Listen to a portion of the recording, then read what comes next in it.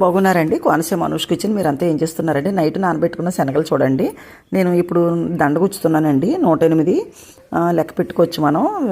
ఈ శనగలు దండగుచ్చడం అంటే చాలా కొంచెం కష్టమైన పనేనండి. మనం దేవుడి భక్తి మీద ఉంటే ఎంత కష్టమైనా మనకి సుఖంలాగా అనిపిస్తుంది కదండి, తేలిగ్గా అనిపిస్తుంది, మనకి ఏమనిపించదు. నేను ఇంతకుముందు కూడా ఇలా దత్తాత్రేయ స్వామికి దండలో గుచ్చి వేసేదానండి. 108 శనగలతో వేసుకోవచ్చు మనం. 54 అందులో సగం కూడా వేసుకోవచ్చండి. 108 గుచ్చుతున్నాను ఈరోజు. మొన్నటి నుంచి అనుకుంటున్నాను దత్తాత్రేయ స్వామికి శనగల దండ వేద్దామని. మధ్య అస్సలు వేయట్లేదు. ఇంతకుముందు చాలాసార్లు అప్పుడప్పుడు వేసుకునేదాన్ని. ఇంక రాత్రి అలాగైతే సరే నానబెట్టేసుకుని గుర్తుగాను ఈరోజు సాయంత్రం వెళ్తాం కదండి బాబావారి గుడికి. ఉదయాన్నే ఇంతకుముందు సేవకి వెళ్ళేదాన్ని, ఇప్పుడు వెళ్ళట్లేదు. సాయంత్రం వేస్తానండి.